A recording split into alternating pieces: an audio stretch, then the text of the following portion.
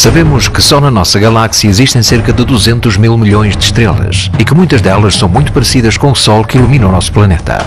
Porém, ainda não sabemos onde começa nem onde acaba o universo. Não sabemos onde foi criado, não conhecemos o seu tamanho nem as leis que o regem. E acima de tudo, não sabemos se existe vida inteligente em algum outro ponto do cosmos ou se estamos sós.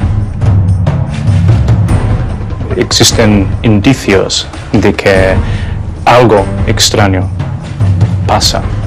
¿Cómo no va a haber posibilidades de que exista vida extraterrestre? 200.000 millones de estrellas en nuestra galaxia y nuestra galaxia es simplemente una motita de polvo en la inmensidad del universo. Tiene que existir vida. Somos uma espécie de náufragos do cosmos. Nós estamos neste momento a navegar numa jangada a 30 km por segundo, à procura eventualmente de outro, um outro que seja compatível ou não com a nossa existência.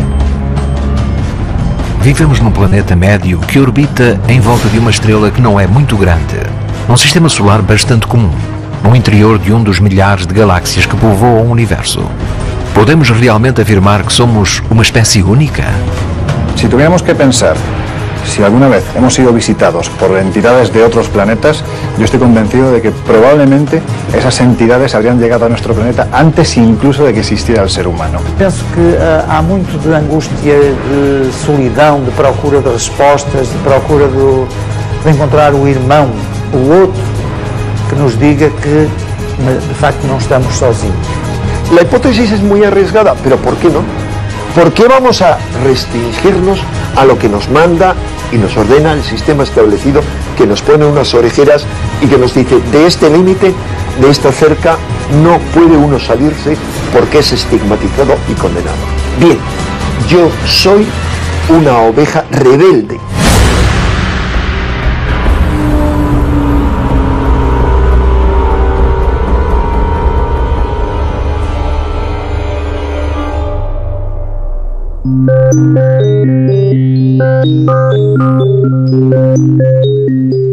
Quando se estuda um fenómeno OVNI em profundidade, acaba por se aceitar em 90% dos casos que se trata de um cometa, um balão meteorológico, sugestão coletiva, um protótipo militar ou simplesmente imaginação popular.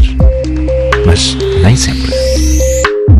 Es probable que entre tantos casos, entre tantos miles de casos, exista uno que podría mostrar que nos hayan visitado desde fuera.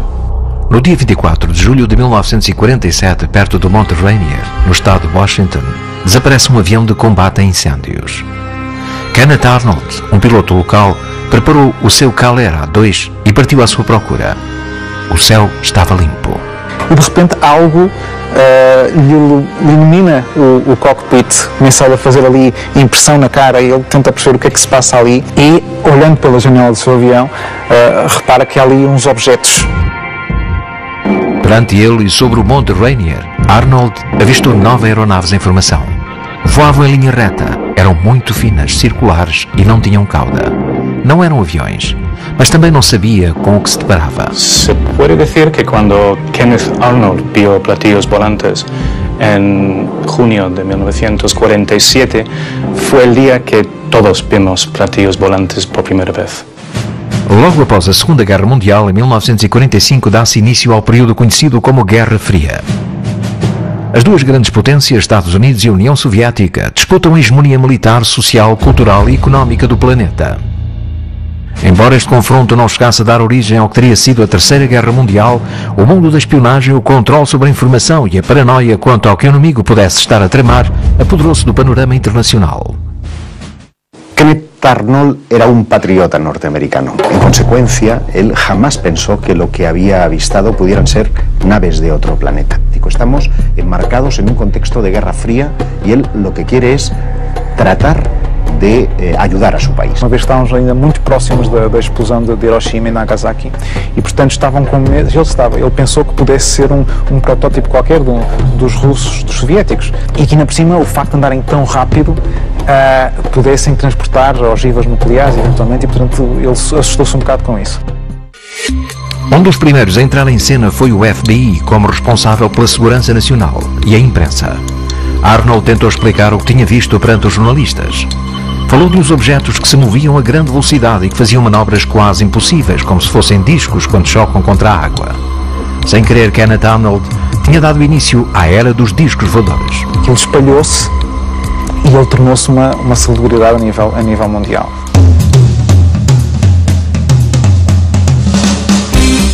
Las emisoras de radio empezaron a ofrecer recompensas a cambio de un platillo volante auténtico. En esa época nadie se imaginaba que podrían ser del tamaño de una nave espacial. Así que cuando las personas presentaban objetos diciendo que los habían visto caer del cielo, la mayoría de las veces eran pequeños, como platos o platillos, o incluso no tenían forma de platillo, ou a tazas incluso.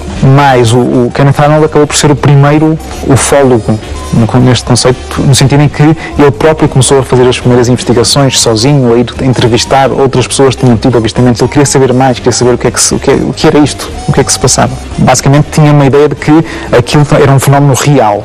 Y, por tanto, no era para brincar. No. Kenneth Arnold fue una persona muy sincera que solamente explicó lo que había visto. 9 objetos que habían sobrevolado y que no sabía lo que eran. O sea, todo el fenómeno de los platillos volantes podría deberse a un error de contexto, a una mala interpretación. Ya meses después de la experiencia, hizo una reflexión en voz alta muy interesante. Y es, aquí parece que todo el mundo está loco, menos yo. Sofreu bocado com pressões no sentido de, não sabemos se do governo, se de militares, mas alguém lhe bateu à porta e disse claramente que ele devia parar de falar sobre aqueles acontecimentos. La historia de los platillos volantes quizás empezó con Kenneth Arnold aquel día, el 24 de junio, pero los ovnis en sí ya llevaban siglos observándose en el cielo. La península ibérica ha jugado un papel importante dentro de esta casuística y también encontramos registros antes de la fecha en la que Kenneth Arnold tuvo su avistamiento. Sem ir mais longe, 10 anos antes do avistamento de Arnold, e quando ainda não existia a palavra OVNI, algo muito similar àqueles discos voadores já cruzava os céus da Península Ibérica.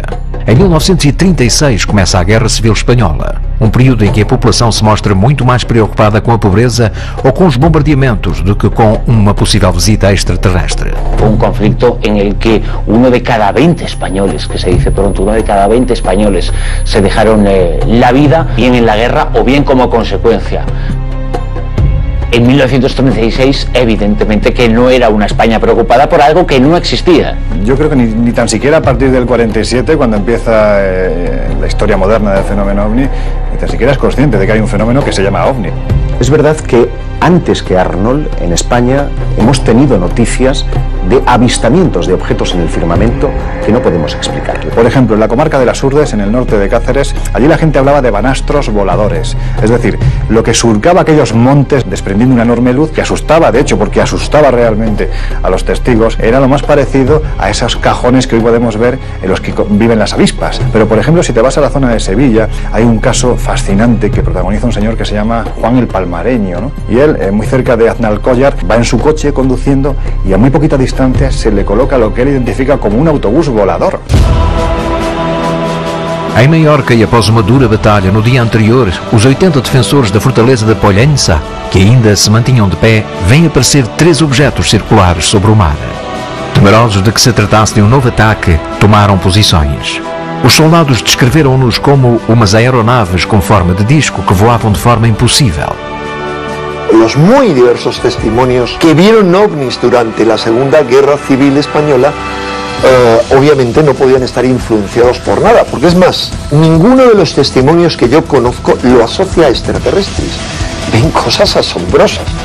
Defensores da posição de Peñón de la Mata em Granada afirmam ver surgir um novo artefacto metálico a 200 metros de altura. Ante a impossibilidade de ser identificado como uma nave espacial na Espanha de 1938, as descrições referem um enorme sombrero mexicano cor de alumínio mate como a roda de um carro. Ao passar precisamente por cima do lugar que os soldados defendiam, estes chegaram a vislumbrar janelas escuras nas laterais. Girava sobre si mesmo e emitia algo parecido a vapor. Hay un caso que me parece tremendamente sólido y en el que tenemos como testimonio una fotografía que fue publicada por el diario ABC, mostrándose en el momento en el que los combatientes están formando parte de una batalla, como si quisiera entrar en la foto, como si realmente ese objeto no identificado quisiera pasar a la historia. Y una familia de temporeros que trabajaba en la zona de Yeste, de Peñascosa, en Albacete, aseguraba que en aquel lugar algo aterrizó en mitad de los campos, pero ojo, no solo aterrizó, sino que es que incluso de aquel cacharro, de aquel aparato, de aquella supuesta nave, descendieron dos seres que estuvieron conviviendo con los temporeros, no trabajaban con ellos, no les aleccionaban de ninguna forma, pero sí parecían observar. Esto ocurre, como te digo, en el mes de febrero del año 1937. Vários habitantes de uma pequena povoação da região de Cáceres receberam pouco tempo depois, em 1939, várias visitas de um ser com pernas de metal cuja aparição era quase sempre precedida de um forte clarão. Tinha o aspecto de um soldado estranho que caminhava a passos largos e de forma desajeitada. Cuando el testigo está referenciando que está viendo algo en los cielos, no te habla de un fenómeno ovni, te habla de una cafetera voladora, porque para él era lo más cercano que tenía a lo que era su monotonía diaria. 5 meses mais tarde, nas montanhas de Alcarria, um tenente e o seu assistente depararam-se com um artefacto com cerca de 11 metros, suspenso a 2 metros do solo. Na base, uma coluna de luz suportava 2 pessoas que as testemunhas julgaram ser agentes do Generalísimo. Protótipos nazis? Primero, no hay ni una sola evidencia que en 1936 al 39, ni una, hubiera naves de tipo discoidal desarrolladas en Alemania, como después sí hay proyectos, o sea, un poquito después. Pero segundo, lo interesante es que simultáneamente y a veces en el mismo mes en que se dan esas apariciones en España, encontramos apariciones similares en todo el globo. A Força Aérea Espanhola era muito reduzida e antiquada. A primeira ajuda da Alemanha foi materializada em 20 aviões Junkers, mas nenhum desses aviões correspondia às características descritas pelos testemunhos. Uma aeronave circular na Espanha de 1938? Si los hubiera visto Kenneth Arnold, hubiera dicho, esto es lo que vi, ¿no? Es lo más parecido a un platillo volador. Pero de ahí a pensar que la enorme cantidad de sucesos que se produjeron, no solo en tiempos de la Guerra Civil, sino antes y después en nuestro país, sean todos explicables desde el punto de vista de un prototipo militar. Embora seja verdade que os alemães chegaram a conceber e a construir alguns artefactos com asas circulares, isso só foi feito anos depois, de modo que dificilmente poderiam estar a sobrevoar os céus espanhóis. Pensar que los ovnis son una influencia de la ciencia ficción creo que es un error, porque la ciencia ficción no deja huellas, y los ovnis, en ocasiones, han dejado una huella física que se ha podido estudiar, que se ha podido investigar. Sombreros mexicanos, cafeteiras e autocarros voadores. Enquanto as descrições daqueles objetos estranhos se identificavam com artefactos facilmente reconhecíveis na Espanha dos anos 1930, os serviços de informação dos Estados Unidos estavam prestes a situar-se perante um fenómeno novo, sem nome e para o qual ainda não dispunham de protocolos de atuação. Tinham passado apenas 16 dias desde o avistamento de Kenneth Arnold, quando no Novo México se ia produzir um acontecimento que passaria à história como a primeira tentativa de ocultação do fenómeno OVNI por parte das autoridades, e ao mesmo tempo, como o caso mais conhecido de uma possível visita extraterrestre ao nosso planeta, o caso Roswell.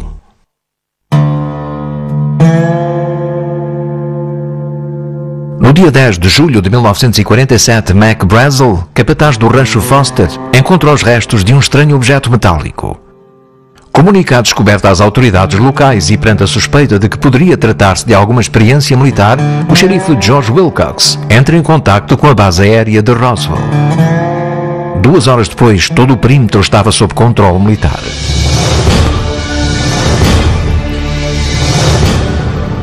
La Fuerza Aérea Norteamericana informa de la captura de un platillo volante en los alrededores de la localidad de Roswell. Quem emite este comunicado é o oficial de Relações Públicas, o tenente Walter Hood. Horas mais tarde, desde Washington, é desmentida esta informação e assegura-se que o objeto voador encontrado no Novo México não passa de um balão meteorológico. Por mucho que hayan intentado echar arena encima de Roswell, es evidente que ahí ocurrió algo raro y, en opinión mía y de mucha gente que vivió en Roswell en aquella época, allí cayó una nave extraterrestre. O caso Roswell passou a ser considerado ultra secreto. Porém, os protagonistas do evento não foram completamente silenciados, apesar de todos eles afirmarem ter recebido visitas do Exército e do FBI. Ahora ya no se habla de una nave, se habla incluso hasta de dos naves extraterrestres que se estrellan en el desierto de Nuevo México. Son recuperados varios cadáveres, uno de ellos de los tripulantes incluso podría estar herido, murió un tiempo después. O xerife Wilcox contou à sua família que um disco voador se tinha despenhado no rancho Foster, que tinha visto os cadáveres de alguns alienígenas e que chegaram inclusivamente a encontrar um com vida. A agência funerária Ballard de Roswell, que dispunha de um contrato para proporcionar serviços à base aérea, recebe uma chamada de um oficial que solicita 3 caixões, o mais pequenos possível, e que pudessem ser hermeticamente fechados. O próprio Marcel assegura que se tratava de uma nave espacial e que os militares chegaram a substituir as peças que ele encontrou pelas de um balão meteorológico. Despenhou-se realmente em Roswell uma nave extraterrestre? E se assim for, chegaremos algum dia a saber o que aconteceu ao alienígena encontrado ainda com vida?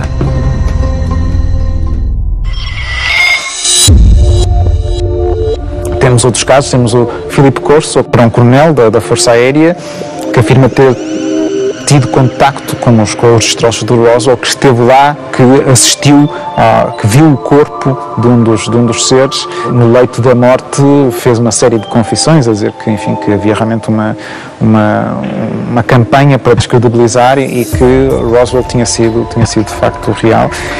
Corso afirma que, a certa altura, se apercebeu que os radares interferiam na sustentabilidade desses chamados UFOs, ou OVNIs, e que assim que os militares se aperceberam disso, começaram a direcionar o radar no sentido de os fazer cair.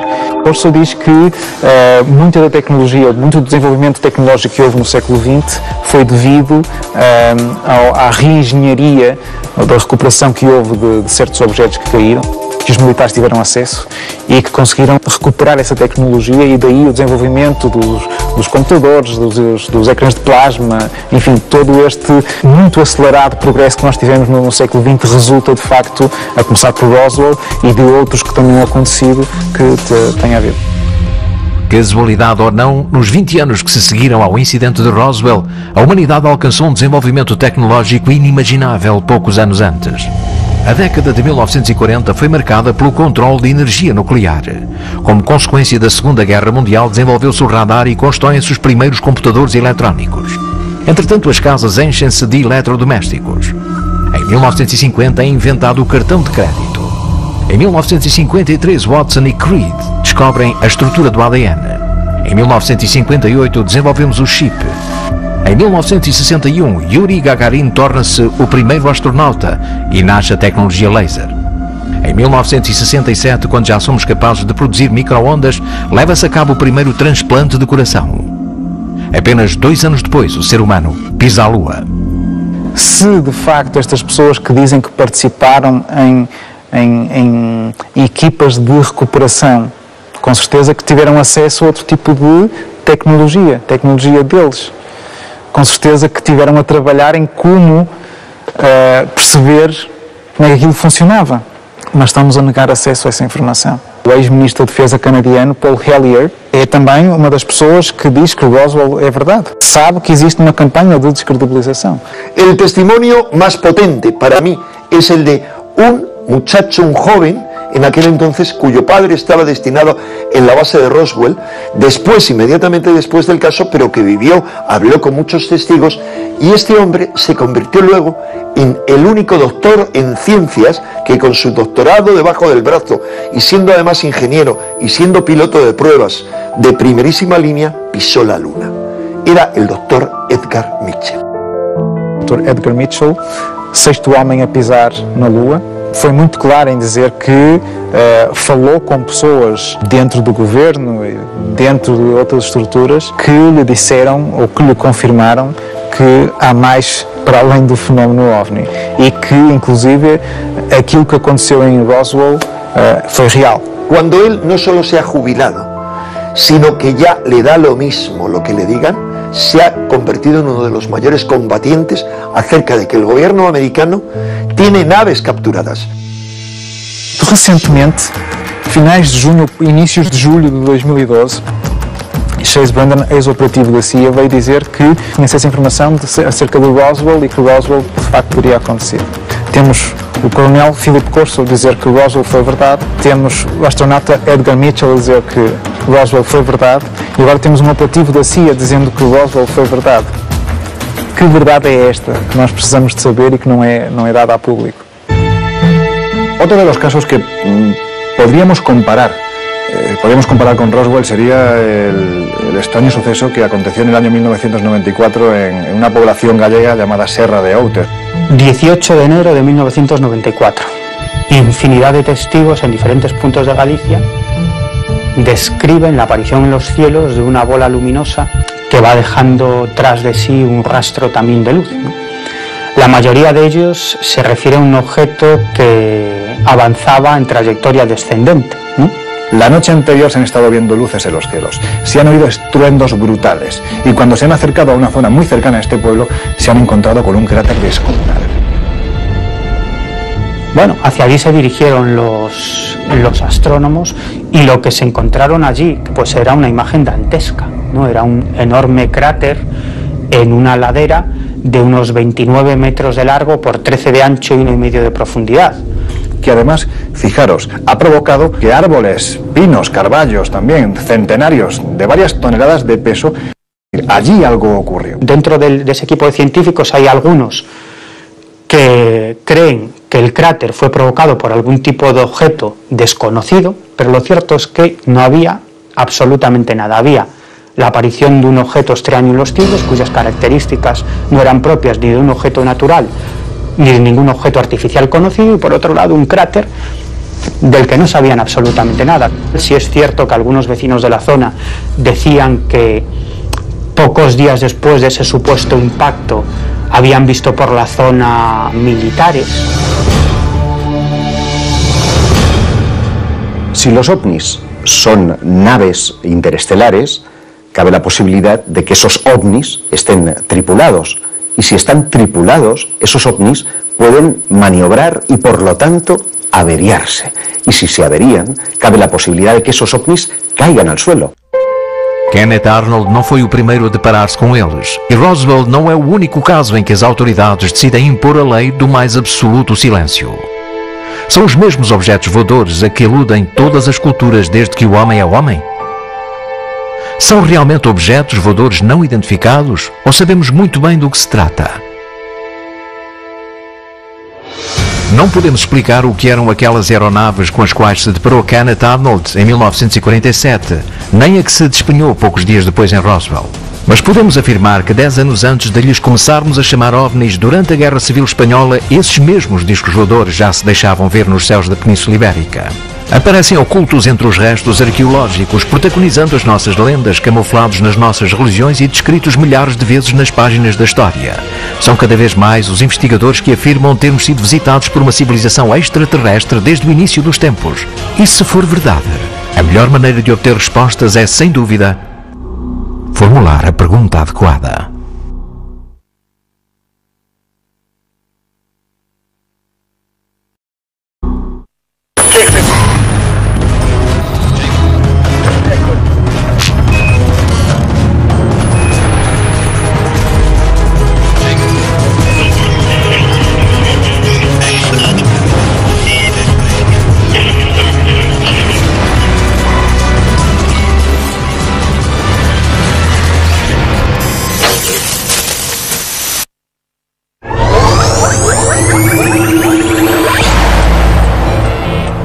Teorias da conspiração, ficção científica ou paranoia. A verdade é que todas as potências contaram com organismos encarregados de recolher informação e investigar o fenómeno OVNI.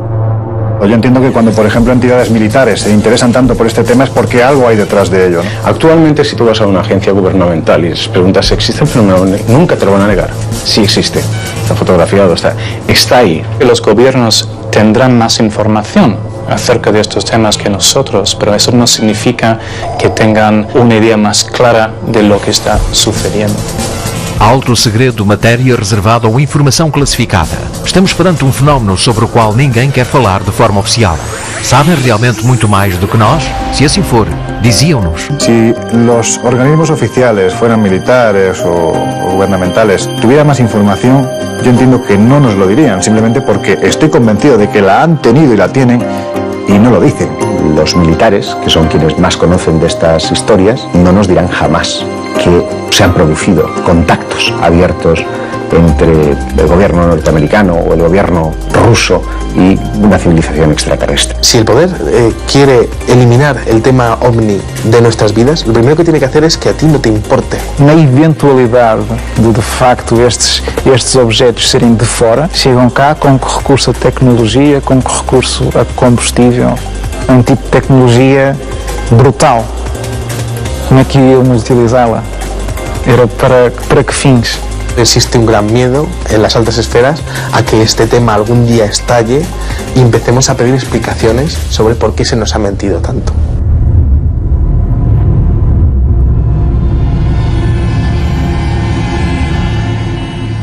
Em meados dos anos 1970, o ser humano, já capaz de dar pequenos saltos no espaço, viu-se preparado para encarar a procura de vida noutros planetas. As sondas Mariner e Viking foram as primeiras a aproximar-se da órbita de Marte e a atingir a sua superfície. Se bem que a possibilidade de lá encontrar vestígios de vida inteligente estava completamente descartada, em 1976, a sonda Viking envia para a Terra uma série de imagens demasiadamente inquietantes. Donde aparentemente surgen una suerte de canales, varias estructuras con forma piramidal de un tamaño evidentemente gigantesco, y lo que más llama la atención es la que es denominada a partir de ese instante como la Esfinge de Marte, ¿no? Un rostro que está mirando hacia arriba y que la verdad es que así de primeras uno lo observaba y evidentemente estábamos ante una cara que miraba hacia el cielo. A primeira reação da NASA foi explicar que se tratava de um simples jogo de luz e sombras. O certo é que umas horas depois a mesma sonda volta a tirar outra fotografia já com o Sol noutra posição e a fotografia é exatamente igual. Outra vez uma cara. A cara seria meia hominídea, meia leão. Tem cerca de 1,5 km de altura e cerca de 3 km de comprimento. Portanto, é uma estrutura bem grande. Era uma espécie de uma esfinge e, portanto, haveria aqui uma relação eventual com a civilização egípcia. Para além daquela cara, existem outros monumentos interessantes. Existe uma pirâmide. A pirâmide também tem 5 lados, é uma estrutura gigantesca, enorme, toda perfeita. Pero, para colmo de males, cuando llegan las fotografías al gran público, se demuestra que han sido retocadas. Hay algunos que hablan de la conspiración de Marte. Simplemente hay que tener un programa determinado de diseño y con eso ya puedes transformar la peor de las fotografías en la mejor de las fotografías. Imaginemos los medios que tienen determinadas agencias, ¿no? En este caso la NASA, si hubieran querido, esto es un supuesto, para manipular unas imágenes que a lo mejor no interesaban demasiado que surgieran.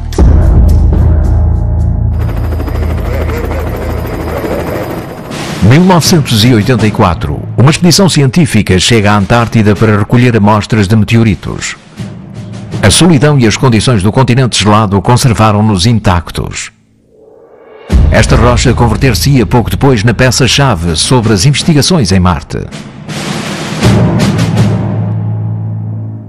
Pesa quase 2 kg e é conhecida como ALH. Em 1996, a NASA apresentou à imprensa como um meteorito marciano com marcas fósseis de certos seres vivos.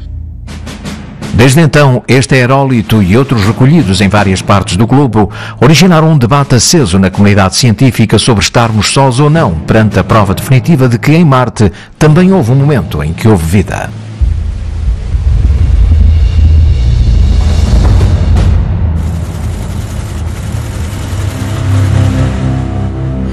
A NASA, ao longo dos tempos, das várias sondas que foi lá enviando, aproveitou sempre, apesar de sempre dizer que lá não havia nada, foi sempre tirando mais fotografias, mais fotografias, mais fotografias.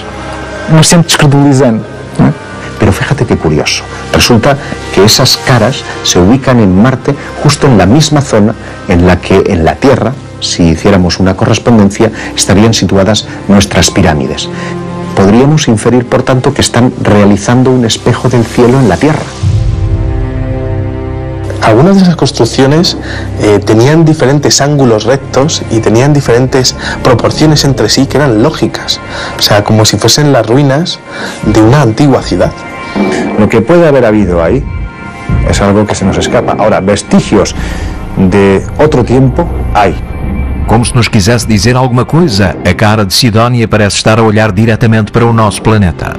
Esa cara puede ser un retrato de un ser humano o un retrato de un homínido, dando dos posibles mensajes. Una, estamos muy cerca, tan cerca como para recrearos. Segundo, un homínido. Nosotros, a lo mejor podría ser una fotografía de un homínido al que intervenimos en el pasado para crearos a vosotros. Se as imagens obtidas pela sonda Viking sobre a região de Sidónia mostram realmente as ruínas de uma civilização extinta, encontramos-nos perante a possível resposta a um dos maiores dilemas da humanidade. Posiblemente Marte, antes de ser ese planeta asesinado por una colisión meteórica que devastó parte de su casquete norte, pudo albergar vida y pudo albergar una vida desarrollada tecnológicamente. ¿Podríamos venir de esa misma civilización? ¿Seríamos, por lo tanto, hijos de los marcianos? Desconhecemos qual seria o impacto sobre a população se alguma destas teorias se chegasse a confirmar. Por isso, para qualquer governo, uma descoberta desta envergadura seria tratada sem qualquer dúvida como matéria reservada. Si los científicos supieran algo que nosotros no sabemos todavía, tardarían un tiempo por lo menos en contárnoslo. Si nosotros encontramos seres vivos en otros lugares del universo, será, sin lugar a dudas, el descubrimiento más importante en la historia de la humanidad.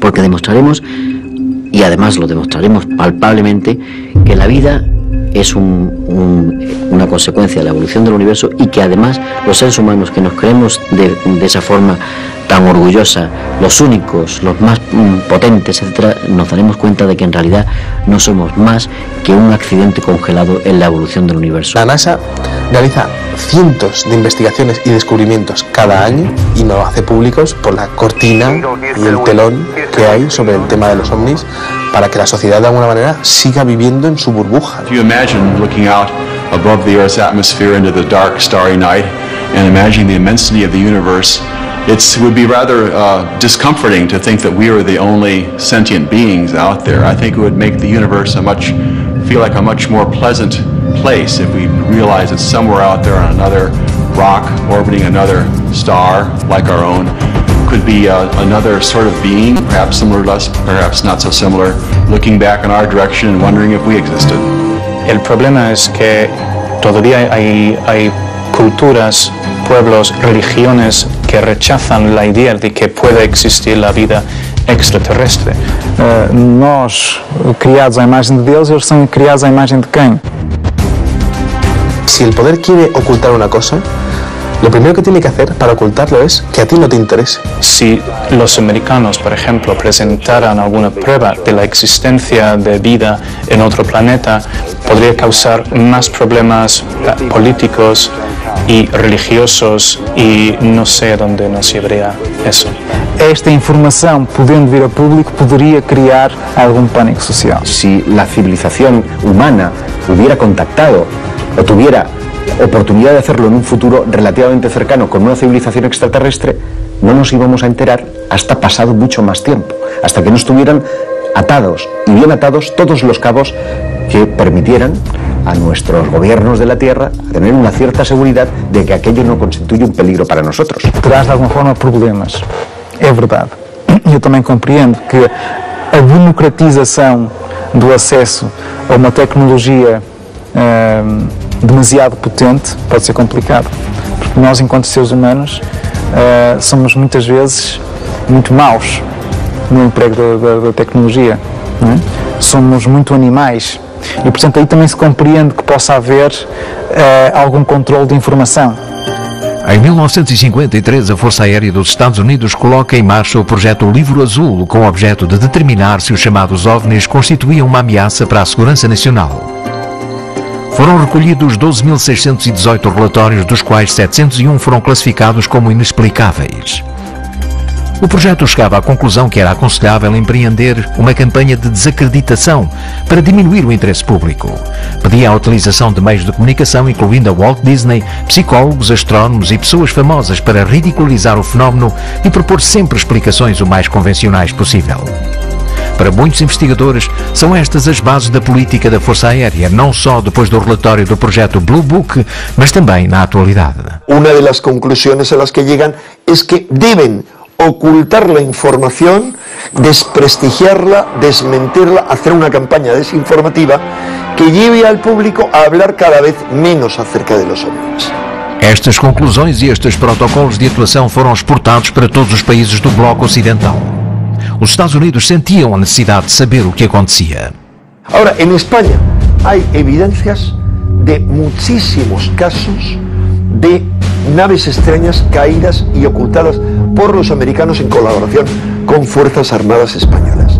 Las investigaciones oficiales del gobierno español, del entonces llamado Ministerio del Aire, comienzan a raíz de un sondeo que efectúa por todas sus embajadas el gobierno de los Estados Unidos, instado por la Agencia Central de Inteligencia, instado por la CIA, en donde se solicita información a cada uno de los países a través de sus diferentes embajadas sobre investigaciones que se puedan estar llevando a cabo por militares respecto a ovnis. En 1968, el gobierno de Franco manda una circular para que cualquier información relativa al fenómeno ovni o posterior observación a partir de esa fecha sea notificada al Ejército del Aire. Y es así como se inicia la carrera de los expedientes o la clasificación de los no identificados en suelo español. A partir de esa fecha se empieza a acumular, por tanto, una ingente cantidad de informes. Y cuando sucedía algo, los que preguntaban eran los oficiales norteamericanos, e incluso cuando algún piloto descendía de su avión después de haber observado algo extraño en los cielos, su testimonio lo ofrecía por escrito, lo entregaba por un lado al ejército español, pero por otro era consultado también por el ejército norteamericano. Em 1992, o Ministério da Defesa espanhol inicia um processo de desclassificação de casos relativos a OVNIs através do Comando Operacional Aéreo. Nestes são recolhidos 90 dos casos que foram investigados. Perseguições através de caças, avistamentos, detecções de radares civis e militares, aterragens de objetos estranhos ou inclusivamente aviões comerciais que foram obrigados a aterrar perante a presença de artefactos desconhecidos. A partir de 1991, que se empieza a desclasificar toda la información contenida en esos archivos, más de 2000 páginas, lo que ocurre es que cada informe viene acompañado de una conclusión. Aquello que no encajaba con esas explicaciones que eran, vamos a denominarlas así, convencionales, se decidía suprimirlo. Y por lo tanto es una desclasificación llena de taras y llena de problemas. Los investigadores se dieron cuenta de que había partes que habían sido literalmente mutiladas, que había añadidos sospechosos. Primero, no se han desclasificado ni mucho menos todos los informes que se conocen. Faltaban películas, faltaban fotografías, viajeros que iban a bordo de aviones habían filmado un ovni y les habían sido requisados. ¿Dónde están esas filmaciones? El suceso de diciembre del año 1990 en Galicia, cuando durante nada más y nada menos que 12 horas una serie de objetos no identificados aparecen en las pantallas de radar. Aquello motiva únicamente un expediente de 2-3 folios. Sin embargo, lo que sucedió fue mucho más grave. Se sabe y se conocen otros documentos que son mucho más importantes. Podemos llegar a concluir sin ningún riesgo que no se ha dado a conocer toda la información. No es creíble. Los análisis que se han hecho no son creíbles y son una manipulación burda. Dentro de la desclasificación OVNI española hay casos muy importantes. Yo te podría decir que evidentemente el que es un clásico, ¿no? El caso Manises. Caso Manises. Este relatório descreve como, no dia 11 de novembro de 1979, um avião Super Caravelle da companhia TAI com 109 passageiros levanta voo de Maiorca com destino a Tenerife. O piloto e a tripulação observam uma série de luzes vermelhas que se dirigem em rota de colisão para eles. Nervosos pedem informações via rádio, mas nem o radar militar nem a torre de controlo, apesar de captarem o sinal daquele objeto, conseguem dar uma explicação. A conversação que mantienen los pilotos con torre de control es absolutamente fascinante porque te das cuenta del temor tan tremendo que muestran estos pilotos ante algo que desconocen, que sube y baja a una velocidad vertiginosa. Mudaram a rota e levaram o avião para evitar uma possível colisão, mas aquelas luzes fizeram exatamente o mesmo e colocaram-se a apenas 500 metros. Ven-se obrigados a aterrar de emergência no aeroporto de Manises. También desde el propio aeropuerto de Manises, los responsables civiles del aeropuerto pudieron ver aquele objeto. Era a primeira vez na história que um avião comercial se via obrigado a aterrar devido a um avistamento de um OVNI. Pouco depois, o exército faz descolar um caça-Mirage da base aérea de Los Llanos. É levada a cabo uma incrível perseguição durante mais de 3 horas. El propio Fernando Cámara, que era el piloto que manejaba este Mirage, pues asegura que aquello está jugando con él, que no es capaz de cogerlo y que eso, sea lo que sea, no pertenece a una tecnología humana. Él dice que logró aproximarse y dibujar una especie de diábolo, es decir, de 2 triángulos que estarían unidos por el vértice. Esa es la estructura que él habría podido avistar y para él no cabía la menor duda que aquello que estaba persiguiendo era un objeto que maniobraba inteligentemente. La explicación que te da el Ejército del Aire a través de los informes que se emiten después de la desclasificación es, por un lado, chimeneas argelinas, unas chimeneas de Argelia, la luz se ve y el piloto lo confunde, el piloto del avión Super Caravelle y el piloto del avión caza, lo confunde y por otro lado, planeta Venus. Es decir, estamos ante una explicación absolutamente sesgada y manipulada. Yo diría que hay más casos en los que se sabe que participó el ejército, que hay informes oficiales que no se han dado a conocer, que casos que se hayan dado a conocer. Oficialmente se han perdido, no se han archivado. Extraoficialmente y por lógica tenemos que pensar que algo se quiere ocultar sobre ese tipo de eventos. Um dos casos mais alarmantes que ocorreram na Península e que não aparece na desclassificação é o que aconteceu em 1996 na base aérea de Morón de la Frontera. Esta instalación militar es enorme, ¿no? Y hay unas medidas de seguridad tremendas. Una serie de militares que se encontraban de guardia en ese momento observan en la pista de aterrizaje de Morón de la Frontera la aparición de un objeto con la forma más antiaerodinámica que te puedes echar a la cara. Un objeto en forma de Zeppelin, enorme, con una serie de luces a su alrededor y parecía que iba a tomar tierra. Cuando han recorrido prácticamente la mitad de la pista de aterrizaje, pega un acelerón y en décimas de segundo se convierte en un punto de luz lejano y desaparece. Embora o Exército sempre se tenha mantido fiel à postura de negar cada caso, encontramos sérias contradições no interior da desclassificação de 1992. Te digo que tuvieron un fallo porque desclasificaron la conocida como IG 40/5, que es una instrucción, una serie de folios donde te dicen a los militares pues cómo tienen que comportarse ante un testigo, ante la posibilidad de que haya habido un aterrizaje, ante la posibilidad de que haya de esa nave hayan bajado una serie de humanoides. Es decir, si tú no crees, ¿para qué remites eso a todas tus bases y acuartelamientos? Algo detrás hay, cosas tan sumamente completas como son folios en los que tienes que describir cómo es el supuesto tripulante de esa supuesta nave extraterrestre.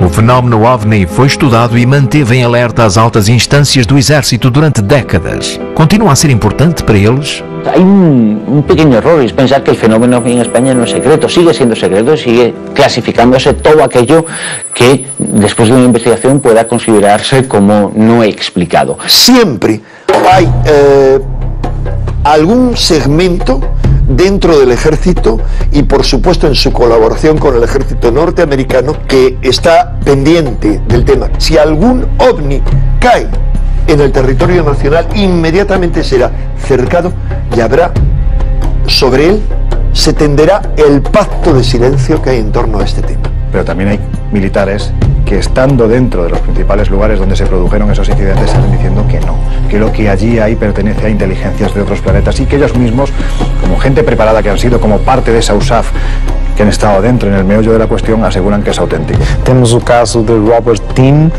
sargento, fez parte do comando da NATO nos anos 60 e que diz ele ter tido acesso a um estudo feito pela NATO, que seria uma coisa assim deste tamanho. Nesse estudo já estavam catalogadas quatro espécies de seres humanoides.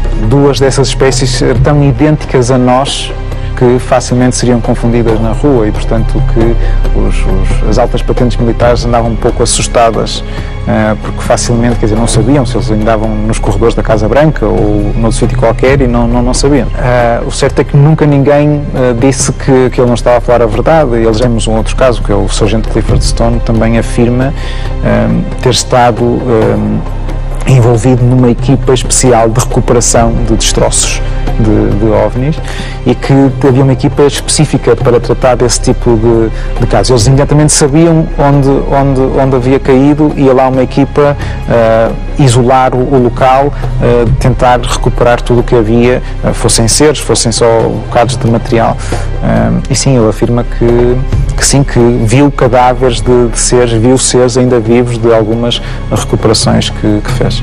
Es posible que haya alguien en el gobierno que tenga una idea más clara que nosotros, pero no significa que el gobierno en sí sepa lo que está ocurriendo en el mundo, si algo está pasando. O certo é que uma biografia de Clinton, em que ele afirma que quando esteve candidato à presidência havia duas coisas que queria saber mal chegasse à Casa Branca: quem matou Kennedy e se os OVNIs eram reais. Mas infelizmente nunca soube nenhuma das respostas. Todo esto pertenece a la gran cortina de humo que hay detrás del fenómeno OVNI. Es decir, los gobiernos, los militares, los ejércitos del mundo tienen cada uno cientos, miles de documentos con investigaciones muy explícitas y muy claras sobre el fenómeno OVNI. La cuestión es que cuando se produce un avistamiento y entra inmediatamente en acción un cuerpo militar para ver qué es lo que ha ocurrido, esa información por sistemas se clasifica como materia reservada. Pasa por ser el tema tabú de todos los gobiernos. Todos como que pasan por encima, nadie habla, nadie comenta nada, ¿no? Pero está ahí.